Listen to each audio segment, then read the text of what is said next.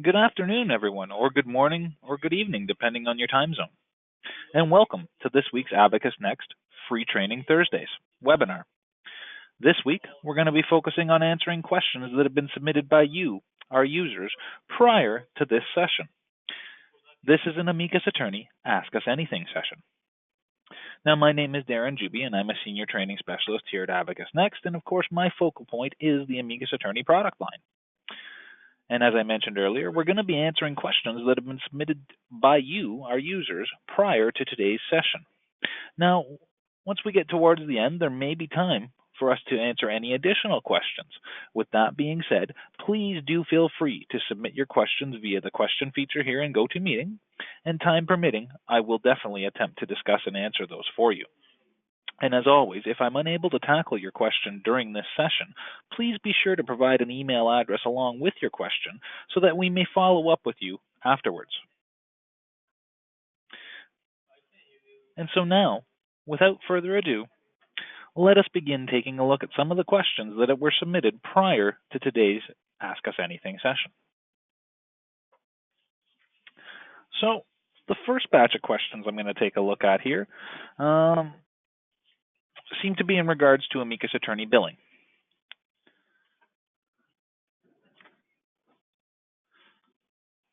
So just bear with me a moment here. I'm going to get rid of my nice splash screen here for us. And there's my Amicus Attorney.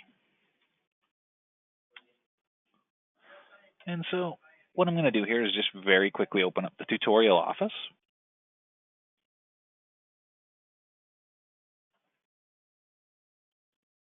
So that I've got some real live simulated data here for which we can work with, so that I can use it for demonstration purposes towards answering some of these questions that we've got. So again, folks, just bear with me one moment here while this loads up.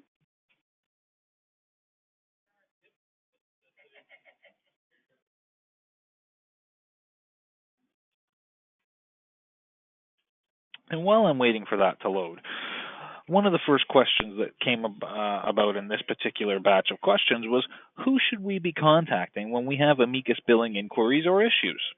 Well, Terry, to answer your question, and I do see you here in the list of attendees, Terry, so I hope this helps quite a bit for you here. But you did mention that who should we be contacting when we have Amicus billing issues or inquiries? We have the service but do not actually have support for billing related matters. Amicus Attorney Support usually tells us they do not cover billing issues and it will be submitted. Well, please allow me to elaborate a little bit here. Now, I don't know the background, obviously. I can definitely state that there is definitely technical support available for Amicus Attorney billing, so that should not be an issue here. And if that is an issue, then I do suggest that you, if that comes up again, that you request to speak with the manager of technical support, and that individual would be able to help you sort things out. But in regards to your overall question itself, if it is indeed technical support related, as in an issue with the software, then technical support most certainly can assist you, whether it's the attorney side or the billing side of Amicus Attorney. However, there are cases, and especially from the billing perspective of things, and this also happens when people are using accounting type softwares and things like that, there's only so far that technical support can take you before the issue is determined to be data related, for instance, and things along the lines of reconciliation of accounts and things along those lines. I'll use that as an example. But if it is really data related, well, there's only so far technical support can take us. Once we get to that point and we've diagnosed that the issue is indeed data related, well, at that point, who knows your data better than you? And I mean, that is simply an unfortunate reality of things. Tech support can only go as far as the software itself. When it gets to the data, depending on the type of issue, they may be able to give you a solution, but not necessarily help you to enact that solution. So with all of that being said, again, I would definitely say that there are certain scenarios where I can see where tech support might have to tell you that they're unable to assist you, but in the grand scheme of things, you should get the support that you're expecting and that you should be entitled to. And if you are not, like I said, please do ask to speak with the manager of technical support to get that sorted out a little further. Now, your next question, Terry, was how can we prevent flat rate times from being reflected on our invoices? Well, allow me to show you. If I go here to timesheets,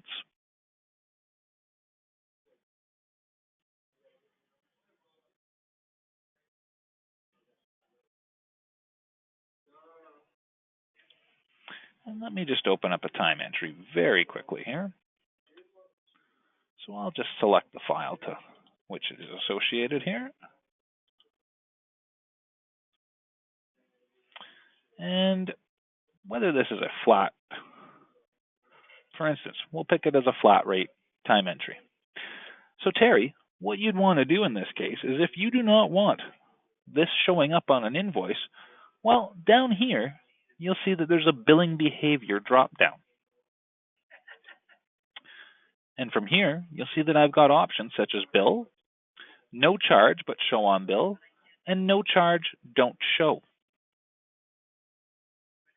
So if you didn't want this to show up on the bill, you would simply select the option to no charge, don't show.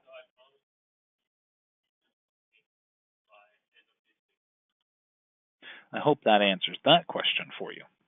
Now, you did have a couple of additional questions, Terry, that I've got one really good answer for you on your one, but as far as these other two here, you had mentioned how can I delete a phantom bill that shows up in my draft bills but doesn't actually seem to belong to any file? Now that one threw me for a bit of a loop, Terry, not going to lie. I had to do a little bit of digging on this, and I spoke to some people in technical support about it as well to see if this is something that they have heard of. And in fact, this is an issue that they do see creep up every once in a while. And in that event, it is highly recommended that you reach out to technical support and they will be able to assist you in resolving that issue. The same holds true for your next one, which was what should we do for ghost whips, which would be, of course, work in progress, if the recalculate balances doesn't work. We have a few phantom whips that prevent us from closing the files. Again, in that case, Terry, I would have to recommend that you do reach out to technical support. There's just too many variables involved in things like that for me to kind of guess and estimate as to what you should or shouldn't do here. And again, I did mention that one to technical support, and that was another one that they mentioned that I highly recommend that you reach out to them, and they would be able to assist you in diagnosing and resolving those particular issues. The last question that you had here, Terry, and this is one that I'm quite happy to give you an answer on, is how can I automatically batch print invoices that have already been labeled with names and invoice numbers? Well, this is a little bit of a 50-50 answer, I guess I should say, Terry, in that right now, as Amicus Attorney billing currently exists, this is not an option that's available to you. However, obviously, this is something that not just yourself, but other users have requested as well. And with all of that being said, from what I have been told from some of my contacts over on the development and QA side, is that this is indeed a feature that will be coming to not the next update of Amicus Attorney, but I believe it's going to be coming in one of the subsequent updates very soon afterwards. So I would say within probably the next 6 to 8 months, perhaps within the year at the latest, you're going to see that feature being added to Amicus Attorney. I can't give you a better time frame than that, and quite frankly, I'm completely guessing on time frame at this point, but I'm thinking that that is a reasonable estimate at this point. But Terry, like I said, I can't give you an exact time frame other than to say that from what I've been told from my contacts that I trust very, very much, this is a feature that is going to be added to Amicus Attorney in a future update. Like I said, not the next update for Amicus Attorney, but one that is coming soon afterwards. Well, I hope that you were able to glean some information from that, Terry, and I hope I've answered your questions to the best of my capabilities here, and I hope that that information gives you enough grounds to move forward from there. Okay, so moving along here, and I see that Alex has submitted just a couple of quick questions here. Alex mentions, I would like to close an old file. I cannot because there is unposted time, work in progress, or AR. How do I clear these items? Well, if there's unposted time, Alex, I would suggest that you post that time. If there's WIP, then I would suggest that you bill for that or you write it off. because you're not going to be able to close the file until those items have been dealt with. So as far as the work in progress items, like I said, you'd either want to bill for those or perhaps you'd want to write them off. As far as the AR is concerned, well, listen, I'm really not of the bookkeeping persuasion, if you will. I do not have an education or a background in bookkeeping per se, so I cannot ethically or even morally give you advice on what you should do in that regard. But what I can tell you is within the software itself, within Amicus Attorney Billing, like I said, you should either be posting that time and then billing for it, or you should be writing it off or doing something along the lines of however you want to close those items essentially before you're able to close that file itself. I hope that that gives you enough to get started on. If you're not 100% sure on how to proceed in a case such as this, Alex, what I would really suggest is, based upon what I've already told you, I would have the guys in technical support or the ladies, depending on who you get speaking to, but one of those gentlemen or ladies would be able to assist you in being able to get that taken care of. Alex, that's a lot to go through in a webinar such as this. That's something that our professional services team would go through with you if you were doing a what is the word I'm looking for here? We have like these assessment calls essentially for whenever we're helping customers set up accounting links. And that would be something that either professional services would go through with you before setting up your link, or if this is something that you are going through on your own, I would reach out to technical support on that. Again, that's really a topic that's not geared towards a webinar type of presentation such as this. I apologize, Alex, but that would take up a good bulk of our session today. So I do apologize again, but like I said, do reach out to technical support on that, and they would be able to assist you on that side of things. Now, moving along, I do have some additional questions that have been submitted to us here. And of course, I will keep an eye on the questions field as we're moving along to see if Alex has any additional questions or if any of the rest of you do as well. And Alex, again, I apologize for not being able to fully answer some of your questions here, but like I said, given our avenue of delivery here, this is really something more geared toward technical support, which you're asking. Now, Kirsten, my apologies, has submitted a few questions to us here as well. So I'm going to go through those now and try my best to answer her questions and hopefully get her and her staff pointed in the correct direction, because this one left me with a little cause for concern on how they ended up in this situation to begin with. So Kirsten asks, what is the workflow to easily unassign and assign a new primary contact to a large group of files? Well, Kirsten, I have to admit that there is no way to do this in a bulk fashion within Amicus Attorney, because quite frankly, the assumption would be that it would be such an edge case for someone to be wanting to change the primary client on a bulk group of files. It's such an edge case that there's just nothing built into the software to handle something like that. So unfortunately, you would have to go through the files one by one and change the primary client accordingly. Now, she goes on to say, for example, I have a client with a new president. The old president, which is the primary contact, will no longer be with the company, so I need to remove the existing files from the old person and assign the same files to the new person.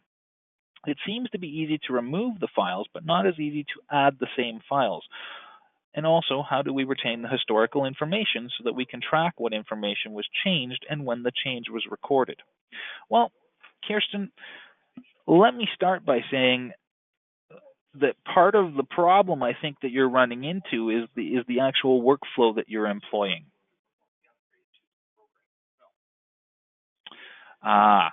So again, I would suggest that in a case like this, where we've got your company is essentially the client, and yes, you've got a primary contact, which is the primary, or you've got a primary point of contact per se at that company, which was the president in this case.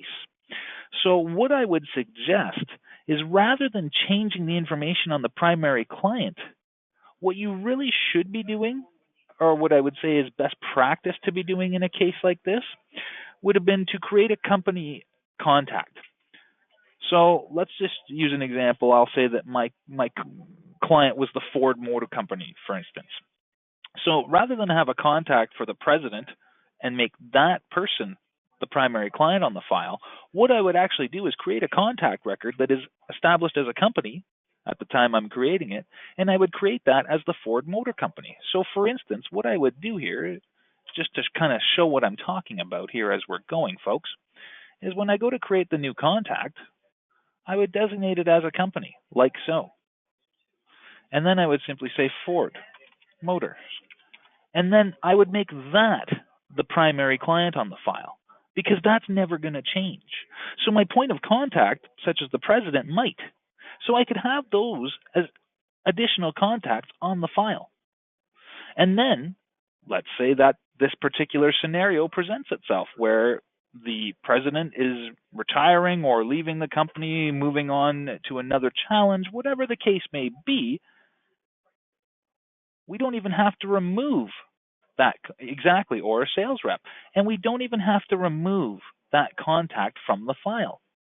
We could simply just put a note in to say this contact is no longer with the company and add an additional contact for the new point of contact. And then give that person that same role and maybe change the role on the original contact that we were reaching out to. I would suggest something along those lines would be the best workflow to go through in something like this. And why I'm suggesting this as well is because this way all of the historical data remains intact. You're not affecting anything. You're not changing anything. You're simply adding to that file. And now you mentioned as well with the workflow, is the workflow the same if the old person still exists in the company but their role on the file has simply changed? We could change the people role and have it record the same role on all files. In regards to that portion of your question, Kirsten, you would have to do that by file. There's no way to do that in a bulk, setting a client's role on a bulk amount of files.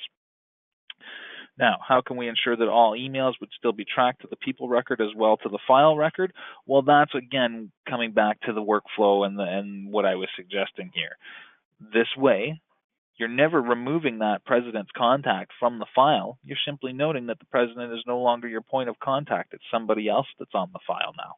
So again, anything historical as far as emails or things along those lines that have been associated to that file are going to remain just as they are.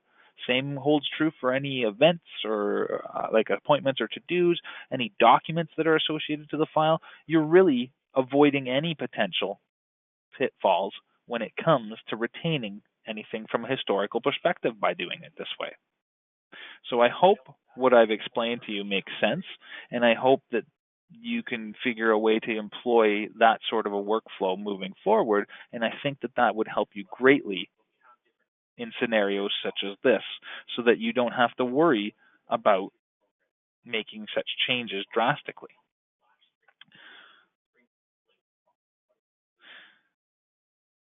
And then you had asked as well, Kirsten, is there anything else which should be considered when making changes to a people record in order to maintain data integrity? Well, again, that's where I want to come back and say, don't change the contacts, create new ones and associate them to the file, because then again, you're avoiding any potential pitfalls in regards to something like that. And you are quite welcome. I did see that. Thank you. And I understand you were hoping for the bulk change. What I would recommend in that particular instance, Kirsten, and this is a nice segue to one of the features within Amicus Attorney that's come about in some of the more recent updates, and that's the feedback option that you guys will see up here in the upper right-hand corner next to the help option. So if I click on feedback, for those of you that haven't already done so, of course, those of you that have, you're going to know what I'm about to show you guys. So no spoilers. Just bear with me a moment here. And as you can see, when I clicked on feedback, it's going to open up my web browser. In my case, I've got Google Chrome as my default, so that's why Chrome is opening up here. And you'll see that it takes us to a web page, amicusattorney.featureupvote.com. So even for those of you who are not on the latest and greatest version of Amicus Attorney yet, for whatever the case may, for whatever reason that may be, you can actually go to this website Again, that's amicusattorney.featureupvote.com. Or if you have the most recent version of Amicus, you can simply click on the feedback button like I just did. It will take you to this site. This is where we've given our users a portal to be able to make suggestions as to what we need to improve within Amicus Attorney and what we may need to add to Amicus Attorney. So what I would suggest, Kirsten, is if you go through this list and see what it is that you were hoping is added, then you could simply do an upvote on that particular suggestion, such as this one, for instance. I'll just open this up quickly to show you guys what I mean. Increasing text size without exceeding the allowed space. Well, as soon as I open that up, I can see the details. I can add comments if I want, but there's an upvote button right there that adds my vote to that. The more upvotes something gets, the more attention it gets by our product managers, and therefore follows into the conversation of, hey, what do we need to include as far as enhancements or additions in the next update of Amicus Attorney? Numbers don't lie, I guess is the best way of putting it. And as well, please do note that our product management team does very diligently review all of this information on a very timely basis. And like I said, it's all taken into consideration for future updates. The only way we keep Amicus Attorney going is by following the advice of our users and making the improvements and the additions that they request. Obviously, where feasible. If they ask us, to set Amicus Attorney up to control your fridge and your microwave, that might be a little out of the realm of reasonability. So again, I just wanted to throw that out there and add a little bit of levity to the whole situation as well with that last comment. So I hope you all get where I'm coming from there. So I'm going to simply close up the feature upvote here. And I believe that was all your questions, Kirsten, so I will move along here. And again, like I said, ladies and gentlemen, please do feel free to submit any questions through the question feature here. And of course, do leave your email address just to be safe in case I don't have time to get to what it is that you were asking. So some of the other questions that I had received over the last little while, I figured I would bring some of those into this session as well. So a question that I get quite often, actually, it's not something that I get only once in a while. This is one that tends to come up quite often, especially when I do document assembly trainings and things along those lines, is how can we generate mailing labels of our clients' addresses? And that's a very fair question, and that's one of those things that, again, it's a feature that's definitely available within Amicus Attorney, there for all of you to take advantage of, but not everybody knows it's there. So let's take a quick look at it. So this can be very easily accomplished utilizing the included document assembly templates within Amicus Attorney. So for instance, let me just open up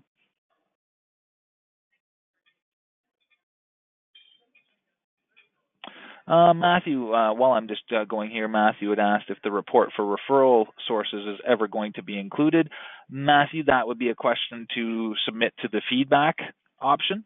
I'm not sure that I can answer that for you at this point, and I would say that the best thing to do in this case would be to go through that feedback option I just showed you guys and mention that and see what comes up on that.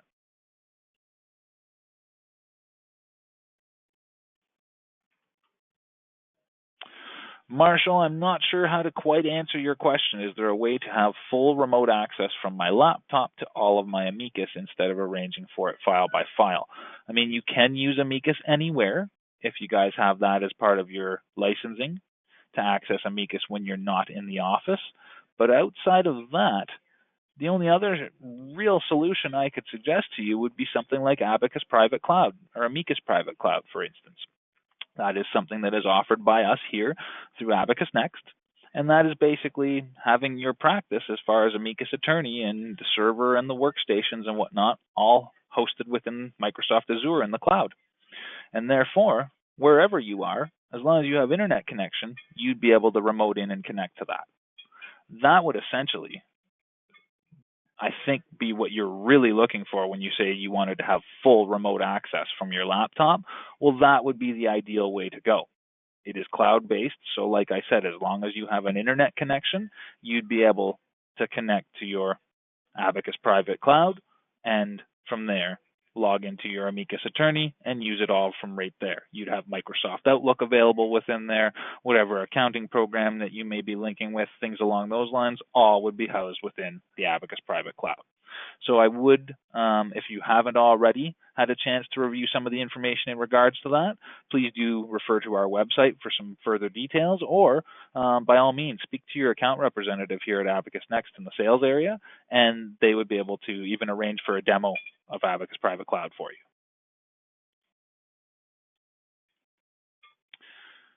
Now, we were going to quickly talk about how we can generate mailing labels for our clients' addresses. Well, let me just open up a contact very quickly here. And the reason that I'm doing so is I want to show off what you want to do before you go to generate this particular document.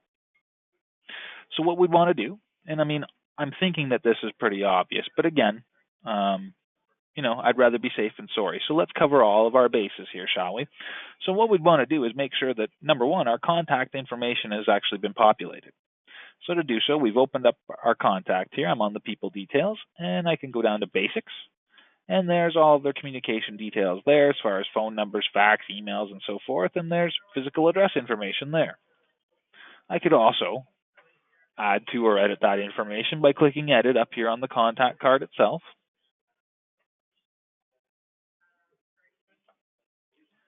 And then simply editing this information in line here, or clicking on the new buttons respectively, and adding this information as well. So for instance, you'll see me clicking new, I can add phone, fax, email, or web address.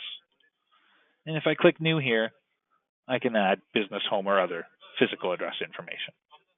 So we'll presume that I've done all of that, and as you can see, my contact is indeed populated with data. So then what I could do is I'll just generate the document right from here to show you guys how easy this is. And this is an included template that comes with Amicus Attorney. So it's not like you guys even have to create this. It just comes with the software.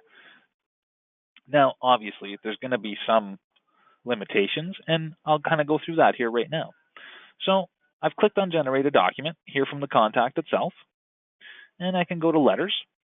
And what you'll see here is we've actually got some labels, Avery labels, in fact. And you'll see that we've got a few different ones. We've got the 5160, the 5161, 5162, 5163, and so forth. Well, what these really are when we see these number codes for these Avery labels, those are the different sizes of Avery labels that are available.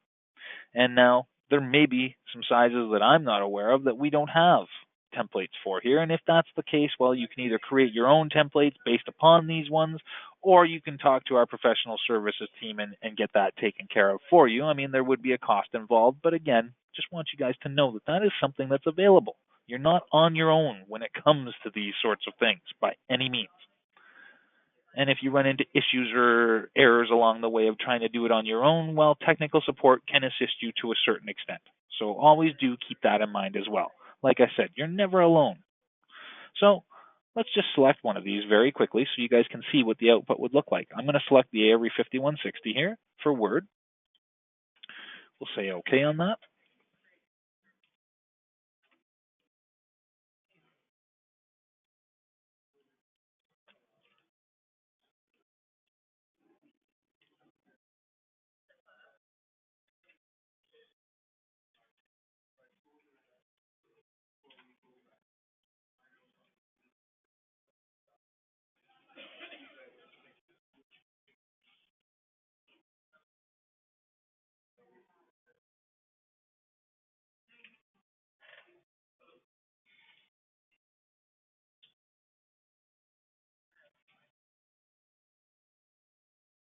I do apologize for the latency here on my machine, folks, but it is indeed generating for us.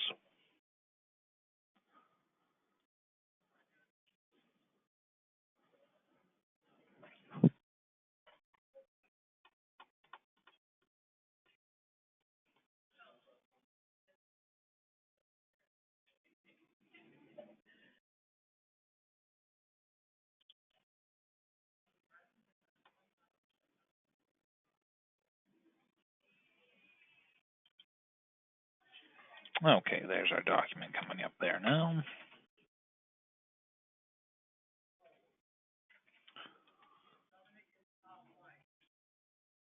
And let me just cancel this. I'm not going to save this. I just really wanted to show you guys.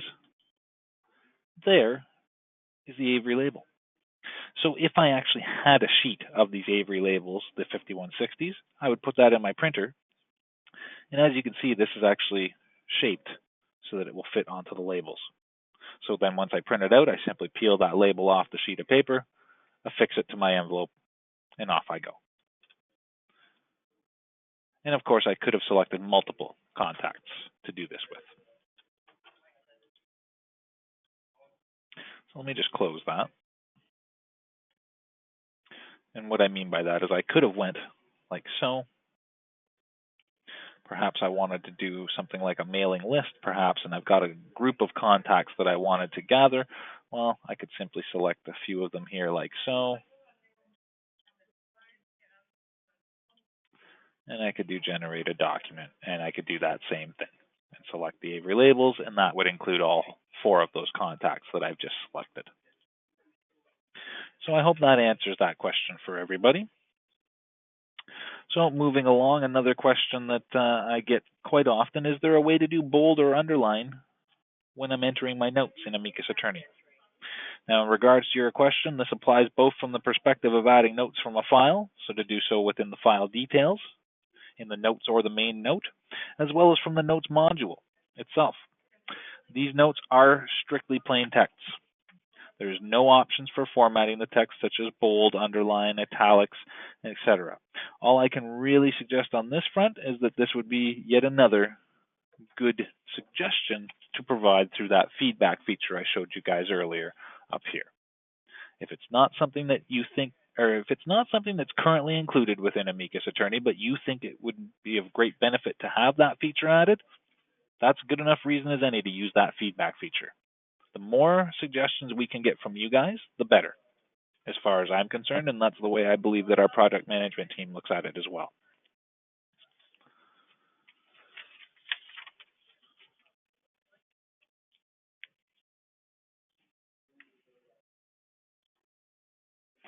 Now, another,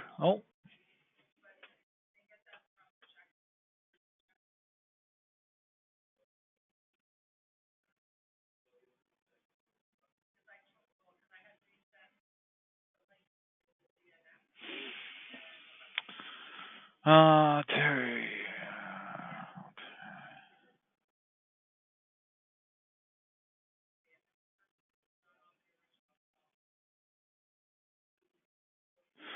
Well, when we do the flat rate item, Terry, you're not really going to ever give an accurate,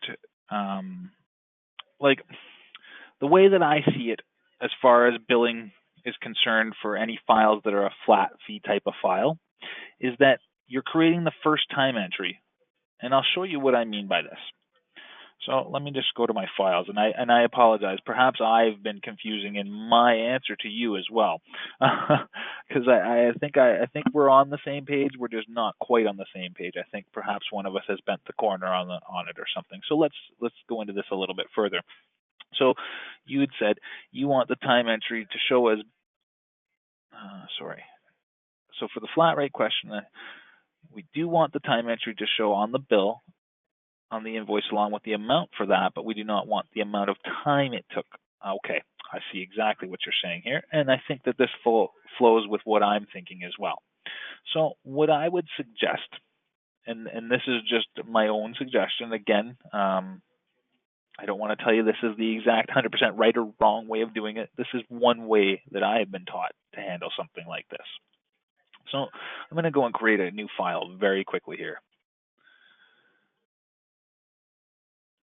And so I'm going to just go new file, and we'll call this my flat fee test file.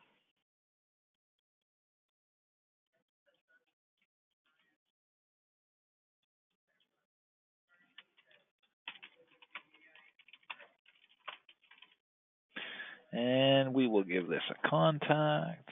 Let's just put a primary client on here. I'm going to create a brand new one here for the purposes of this. So we'll do George Stanza.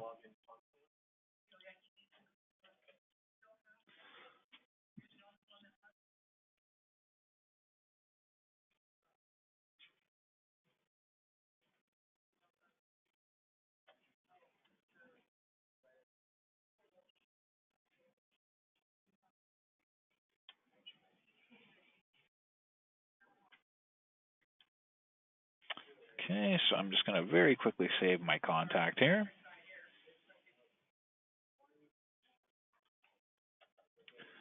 Say OK. And I'm just going to make this a litigation file. And we'll say save and open. And I should have changed my billing rate, but I'll do that once we open the file here.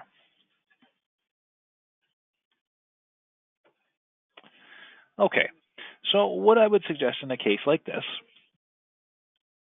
is we would go down here. All right, so let's go here. So billing category. I'm going to say that this is a fixed fee file. And I'm going to put it in as, we'll say that it's 5,000. And we'll just say OK on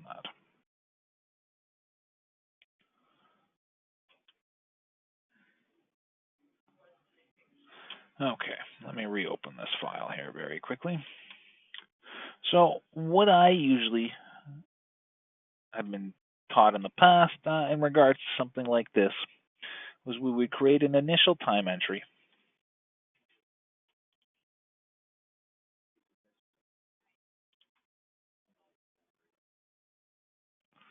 File fee. You'll note that I don't have a time duration here. And I'm simply going to leave that as bill. So we'll say OK on that one. And then what I would say additionally, for instance, is that if I was creating any additional time entries from this point forward, this is where I would use, again, I would do the flat fee, but I would say no charge and don't show, or maybe no charge but show on the bill.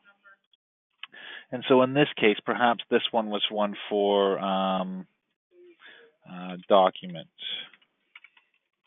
preparation, for instance.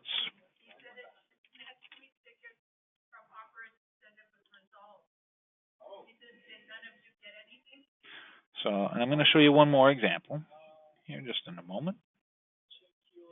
Okay, and then let's do one more time entry here.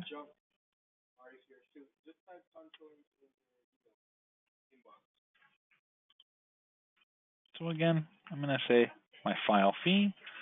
I'm going to say no charge, show on the bill. And this one would be consultation client, perhaps.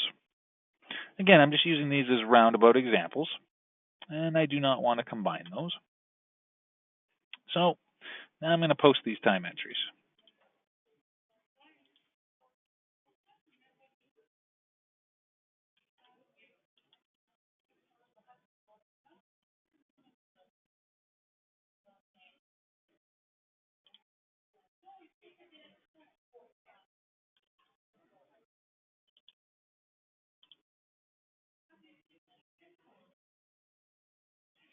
Okay, so there you can see.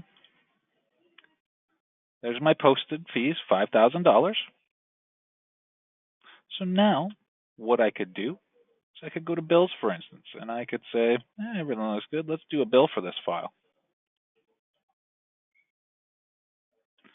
This is a fixed fee file. Fixed fee amount is $5,000. WIP fee for this file is $5,000. Do we wish to bill? Yep. Let's do that. Say OK. And let's just quickly send this to draft.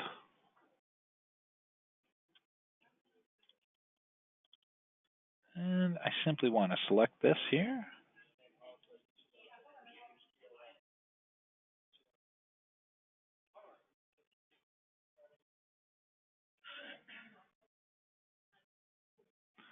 So let's just do a print preview here, and I'm going to print it out on screen for us.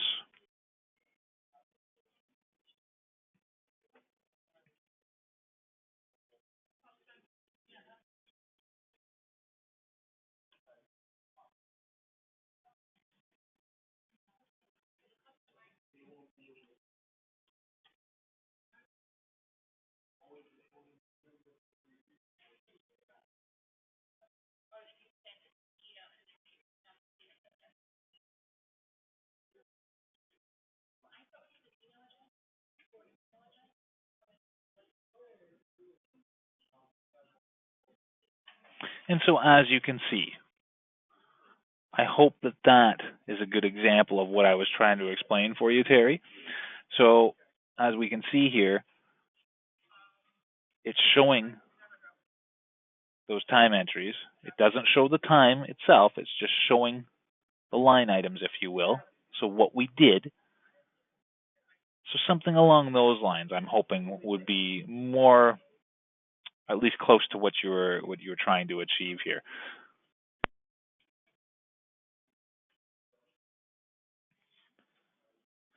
And now, Kirsten, I see that you've added a couple of additional questions here. Is it possible to have a prompt within templates so we get an indication to add something within a template? Previously, when setting up templates, Amicus did not allow for a Word F11 prompt. That's something I've never really been asked or quite frankly heard about in my 11 years here with Amicus Attorney. There is really no prompting as far as our document templates are concerned. Once the template is set up, so i.e. it's either a template that you're using that has been included with Amicus Attorney, it's one that's been created for you, or it's one you've created yourself, but either which way, the merge fields are included on the template. So when you select the template, you've essentially already told Amicus Attorney all it needs to know. So at that point, using that template, it's going to populate those particular fields, those merge variable fields on the template itself with the data from your Amicus Attorney database at the time that it's generating that document. So there really should be no prompts to you, the user. The prompt is really selecting the template itself and basically, making that selection and clicking OK to start that process or trigger it, depending on how you want to refer to it. But that is that's the only prompt that I can really think about from the perspective of document assembly. Once you've triggered that based on your selection of the template itself, it's going to populate that template, those merge variable fields, with the data that it's looking for out of the Amicus database. The rest of the template itself, well, that's either text that's already been added, or you can add to the letter afterwards, perhaps. But as far as the merge variables are concerned, that's something you set up with the template itself, and you should not be prompted at the time of generation. And I see here that you also mentioned you guys currently use QuickBooks with Amicus, and I understand that Amicus will integrate with QuickBooks. That is indeed correct, whether you're using Amicus Attorney itself or if you're using Amicus Attorney with billing. In both flavors, if you will, we do offer the link with QuickBooks. Now, if you're only using Amicus Attorney with none of the billing components, then you can also link with PC Law or time slips, something like that. And then, of course, you'd be doing your time entries within Amicus Attorney, posting them over to the accounting programs such as QuickBooks, PC Law, or time slips, and then you'd do your billing in there. And then again, if you're using Amicus Attorney billing, well, it'll link with QuickBooks, and that's where all of your GL stuff would be exchanged over to. And then from there, you'd do any of that sort of stuff within QuickBooks, but your billing would all be handled within Amicus Attorney. So you would create your time entries and post them, create your expenses within Amicus Attorney. And then from there, you would simply generate your bills and receive your payments all within Amicus. And then, of course, if you're linked with QuickBooks, well, you can synchronize that general ledger data. So, for instance, the payments received, the bills that have been generated, things along those lines, we can synchronize that data over to QuickBooks to keep your GLs in check, basically, and keep all of that side of things. So all of your accounting sort of stuff would be done on the QuickBooks side. The billing of your clients and their files would be done within Amicus Attorney. As far as any tools that I can direct you to that would help you prepare for the integration itself, well, the best thing I could do would really be to suggest that you review the integration guide itself. That's a little bit of a read, but and I'll apologize for that now, Kirsten. It can be dry at times, but that is honestly, if you want my honest to goodness answer here, that's the best tool I can point you to, because that's going to give you everything you're going to need to know. And again, I apologize for the dryness, but it will give you everything you need to know as to what you need to do to prep all of your files, your contacts, and things like that to make sure that everything's ready to go if you were going to be setting up the link with Amicus and QuickBooks. And it goes over both the attorney side and the billing side. So it covers both flavors, if you will. So that's something good to keep in mind as well. And then once you've done that, within Amicus Attorney itself, let me just close out of here.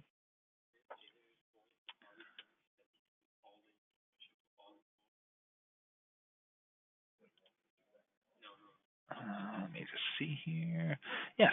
So here in the Tools menu, you'll see that there's an option here for Billing Consistency Checker. And I'm not going to run it fully, but I just want to show you guys here. So you'll note when I clicked on it initially, you'll see a check will be run against my database for accurate assignment of primary clients on billable files, duplicate client or matter IDs, missing responsible lawyer assignments, etc. You can run this tool at any time. It will not affect your data, but it will permit you to make corrections from the results. So first thing it asks us is, do we use client and matter IDs for our billable files? My answer is yes, and if you're using Amicus Attorney Billing, your answer will be yes as well. And then from there, you'll get this Billing Consistency Checker dialog appearing in front of you. And from there, you'll see these files, for instance. Now, you're going to have a different list of files than what I have available to me. There's that new file that we just created together here earlier, and then I've got a couple other files here as well.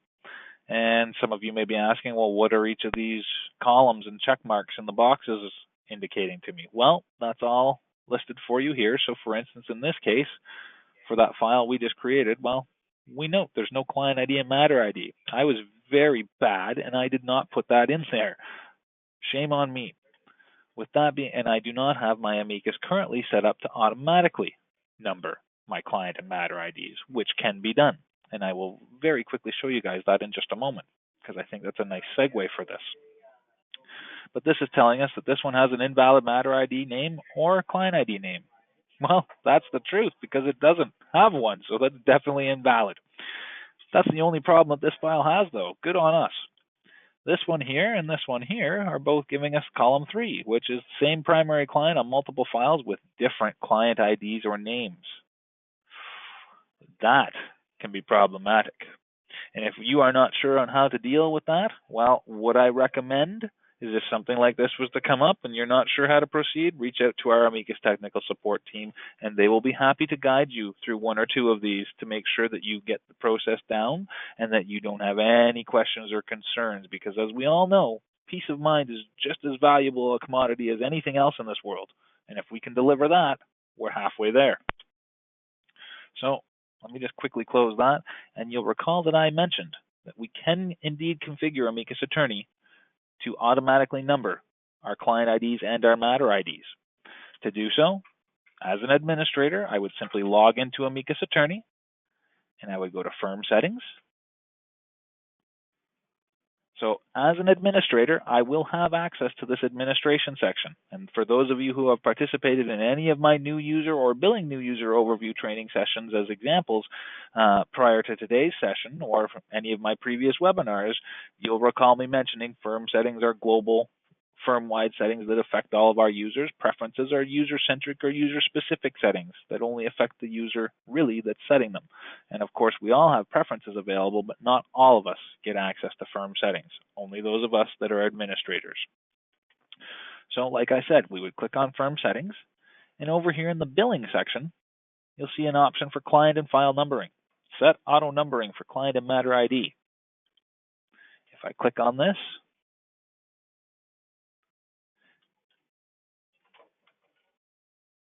you will indeed see that I can check this off. Client and matter IDs are required. And like I said, if you're using Amicus Attorney Billing, that's going to be checked off.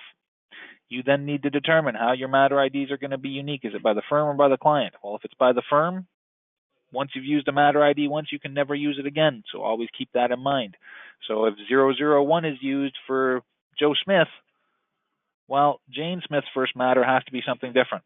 It can't be 001. Whereas if we're doing our matter IDs by client, well then of course, if I have a client, and here's where I set my auto numbering, by the way, I simply check these options off and I put in what I want the next value to be used, and that will automatically increment as time goes on.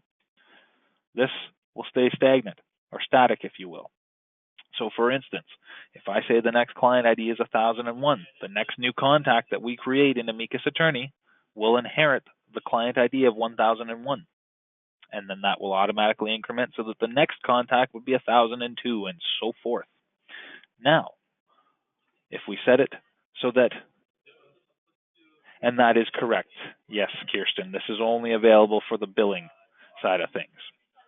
So if we're just using regular Amicus Attorney, we don't have these controls for the client and matter IDs because that would be controlled by the accounting side of things. So in your example, it could be QuickBooks or it could be PCLR time slips as examples.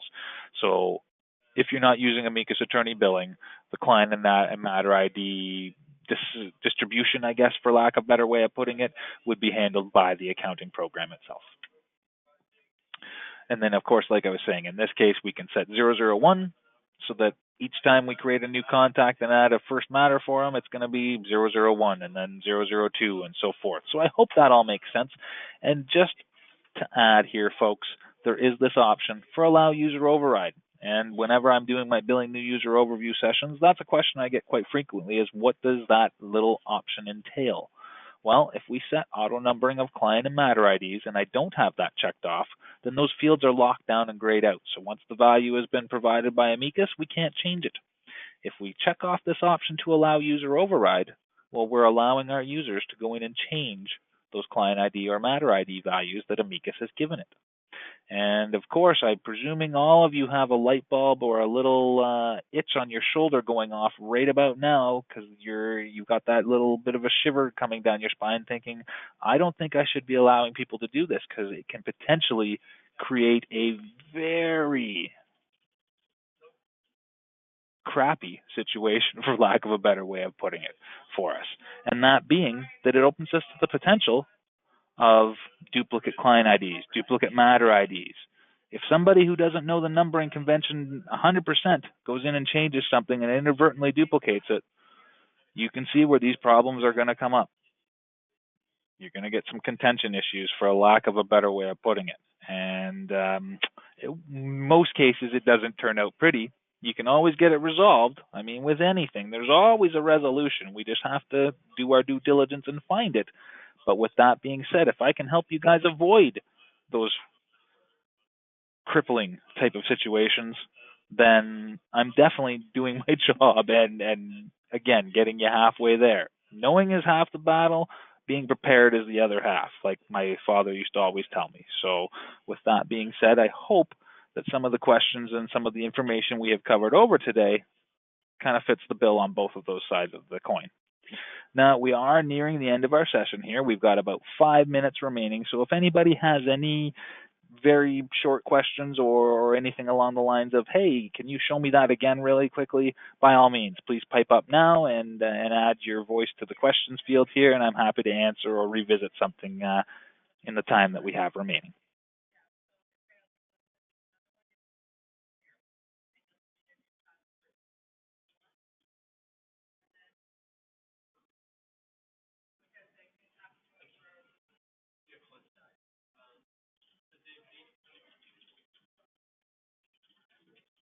Oh, you're welcome, Kirsten. Alex, how do you log in as an administrator? Well, whoever the first user was that was created when your Amicus Attorney was installed, that user by default is the administrator. And if that's not you, then you would need to ask within your firm as to who that is. I cannot tell you who your administrator is, and I have no way to pull up that information without logging in to your database and taking a look myself remotely. So with that being said, if you don't see that administration section, for instance, when you log into Amicus Attorney, well, that tells me that you're not an administrator. If you do see this section, then you are an administrator. And as well, let me just show you here. If you were to find out, again, Alex, if you're not the administrator at your firm, you find out who is, you go to that person. When they log in, they'll have this administration section, and they can go to user management. And there's an administrator column here. So whenever we're not 100% sure, we can very easily and quickly tell with a glance. I can tell just looking here that Amicus Administrator, Heather Gavel are my two administrators. I could simply put a check mark in the box if I wanted anybody else to have administrative rights. So, with that said, Alex, if you're not an administrator, like I said, find out who your administrator is, get them to log in, and they'd be able to tell you if you have any additional ones. And if you feel that you should be set up as an additional administrator, by all means, have your administrator check that option off for you. I'm of the mindset that it's never a bad idea to have more than one administrator in your firm, as far as Amicus attorney is concerned. The reason I suggest that is years of experience telling me, along with my little buddy, my common sense voice here, that tells me that it's never a good idea to have a single point of failure. And what I mean by that is, it's all well and good. We can set up one person as our administrator. That's great. What happens if that person's not in the office? Or what happens if that person is in court or they're in a meeting with a client and we cannot disturb that individual? Do we wait? What if it's time sensitive? Do we make that determination ourselves? Is this worth interrupting that individual and their client and so forth? So again, what if that person's out sick? What if they're on vacation? They're out of the country. We can't reach them. They're on a beach somewhere and they probably don't care. I mean, we all care, but you know where I'm going with this. So what I would suggest is having multiple administrators. Never a bad idea to have more than a single point of failure, if you follow my drift. And are there any additional questions at this point? Because we are pretty much at the end of our session today, folks. So if there's anything else, by all means, Alex, I hope I've been able to answer most of your questions. I know that I haven't been able to give you probably all the information or answers that you would have liked, but I hope that I've been at least able to get you pointed in the correct direction and so forth.